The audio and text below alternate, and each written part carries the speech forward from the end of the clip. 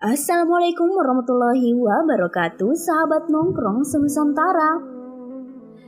Baiklah, kali ini saya akan menceritakan kisah seorang sufi. Kisah ini diambil dari kumpulan kisah nasihat para guru sufi selama 1000 tahun yang lampau oleh Idris Shah. Ceritanya begini, suatu hari menjelang 27 Rajab, Sultan mengumpulkan orang-orang terpelajar. Kala itu di antara mereka timbul pertengkaran. Pokok masalahnya adalah Mi'raj Nabi Muhammad SAW. Dikatakan pada kesempatan tersebut, Nabi diambil dari tempat tidurnya di bawah ke langit. Selama waktu itu ia menyaksikan surga neraka, berbicara dengan Tuhan 90.000 kali, mengalami berbagai kejadian, dan dikembalikan ke kamarnya sementara tempat tidurnya masih hangat. Kendi air yang terguling karena tersentuh Nabi waktu berangkat, airnya masih belum habis ketika Nabi turun kembali. Beberapa orang berpendapat bahwa hal itu benar, sebab ukuran waktu di sini dan di sana berbeda, namun Sultan menganggapnya tidak masuk akal. Para ulama cendekia itu semuanya mengatakan bahwa segala hal bisa saja terjadi karena kehendak Tuhan. Hal itu tidak memuaskan raja. Berita perbedaan pendapat itu akhirnya didengar oleh Sufi Syekh Sahabuddin yang segera saja menghadap raja. Sultan menunjukkan kerendahan hati terhadap sang guru yang berkata, "Saya bermaksud segera saja mengadakan pembuktian. Ketahuilah bahwa kedua tafsiran itu keliru dan bahwa ada faktor-faktor yang bisa ditunjukkan yang menjelaskan cerita itu tanpa harus berdasar pada pemikiran ngawur atau akal yang dangkal dan terbatas." Di ruang pertemuan itu terdapat 4 jendela. Sang syekh memerintahkan agar dibuka. Sultan melihat keluar melalui jendela itu. Di pegunungan dan jauh di sana terlihat olehnya sejumlah besar prajurit menyerang, bagaikan semut banyaknya menuju ke istana. Sang sultan sangat ketakutan. "Lupakan saja, tak apa-apa," kata syekh itu. Ia menutup jendela itu lalu membukanya kembali. Kali ini tak ada seorang prajurit pun yang tampak. Ketika ia membuka jendela yang lain, kota di luar sana tampak terbakar. Sultan berteriak ketakutan. "Jangan bingung, Sultan, tak ada apa-apa," kata syekh itu. Ketika pintu itu ditutup lalu dibuka kembali, tak ada api sama sekali. Ketika jendela ketiga dibuka, terlihat banjir besar mendekati istana. Kemudian ternyata lagi bahwa banjir itu tidak ada. Jendela keempat dibuka dan yang tampak bukanlah padang pasir seperti biasanya, tetapi sebuah taman Firdaus, dan setelah jendelanya tertutup lagi lalu dibuka, pemandangan itu tidak ada. Kemudian Syekh meminta sumber air dan meminta Sultan memasukkan kepalanya ke dalam air itu sesaat saja. Setelah Sultan melakukan itu, ia merasa berada di sebuah pantai yang sepi, di tempat yang sama sekali tak dikenalnya karena kekuatan gaib Syekh itu. Sultan marah sama sekali dan ingin membalas dendam. Segera Sultan bertemu dengan beberapa orang penebang kayu yang menanyakan siapa dirinya. Karena sulit menjelaskan siapa dia sebenarnya, Sultan mengatakan bahwa ia terdampar di pantai itu karena kepalanya pecah.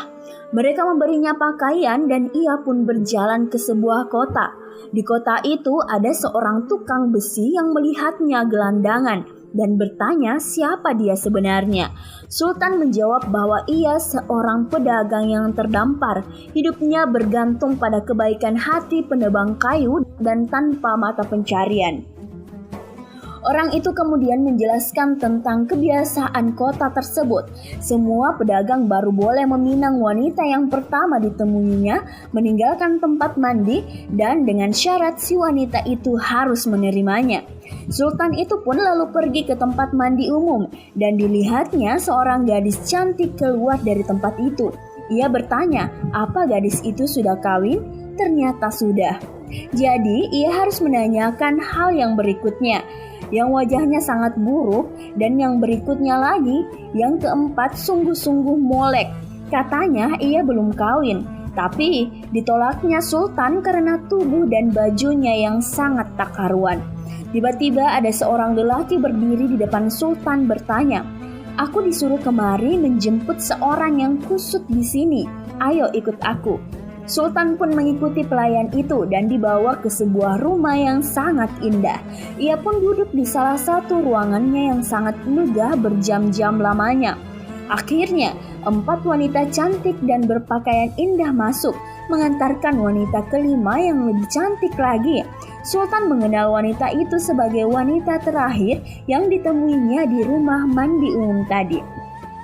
Wanita itu memberinya selamat datang dan mengatakan bahwa ia telah bergegas pulang untuk menyiapkan kedatangannya, dan membawa penolakannya tadi itu sebenarnya sekedar merupakan basa-basi saja yang dilakukan oleh setiap wanita apabila berada di jalan.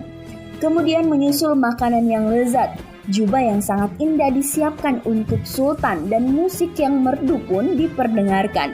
Sultan tinggal bersama 7 tahun bersama istrinya itu, sampai ia menghambur-hamburkan habis warisan istrinya. Kemudian wanita itu mengatakan bahwa kini Sultanlah yang harus menanggung hidup keduanya bersama 7 anaknya. Ingat pada sahabatnya yang pertama di kota itu, Sultan pun kembali menemui tukang besi untuk meminta nasihat. Karena Sultan tidak memiliki kemampuan apapun untuk bekerja, ia disarankan pergi ke pasar menjadi kuli.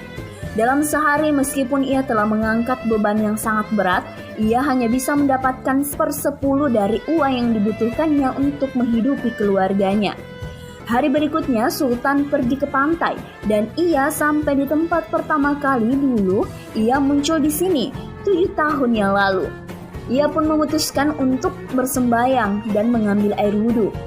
Dan pada saat itu pula mendadak ia berada kembali di istananya bersama-sama dengan syekh itu dan segenap pegawai keratonnya. 7 tahun dalam pengasingan, hai orang jahat, teriak Sultan. 7 tahun menghidupi keluarga dan harus menjadi kuli. Apakah kau tidak takut kepada Tuhan Sang Maha Kuasa hingga berani melakukan hal itu kepadaku? Tetapi kejadian itu hanya sesaat, kata guru sufi tersebut. Yakin bahwa Baginda mencelupkan wajah ke air itu. Para pegawai keraton membenarkan hal itu. Sultan sama sekali tidak mempercayai sepatah kata pun. Ia segera saja memerintahkan memenggal kepala syekh itu. Karena merasa bahwa hal itu akan terjadi, syekh pun menunjukkan kemampuannya dalam ilmu gaib. Ia pun segera lenyap dari istana dan tiba-tiba berada di Damaskus yang jaraknya berhari-hari dari istana itu. Dari kota itu ia menulis surat kepada Sultan. 7 tahun berlalu bagi Tuan seperti yang telah Tuan rasakan sendiri, padahal hanya sesaat saja wajah Tuan tercelup di dalam air. Hal tersebut terjadi karena adanya kekuatan-kekuatan tertentu yang hanya dimaksudkan untuk membuktikan apa yang telah terjadi. Bukankah menurut kisah itu, tempat tidur Nabi masih hangat dan kendi air itu belum habis isinya? Hal penting bukanlah terjadi atau tidaklah peristiwa itu. Segalanya mungkin terjadi, namun yang penting adalah makna kenyataan itu. Dalam hal Tuhan tak ada makna sama sekali. Dalam hal Nabi, peristiwa itu mengandung makna. Kisah ini banyak beredar di kalangan sufi, menekankan nasihat Nabi Muhammad. Berbicaralah kepada setiap orang sesuai dengan taraf pemahamannya. Menurut Ibrahim Hawas adalah tunjukkan hal yang tak diketahui sesuai dengan cara-cara yang diketahui halayak. Baiklah sahabat nongkrong Nusantara, itu dia kisah sufi yang dapat diambil pelajaran di dalamnya. Semoga bermanfaat dan kita semua diberikan kesehatan oleh Allah Subhanahu wa Ta'ala. Terima kasih. Wassalamualaikum warahmatullahi wabarakatuh.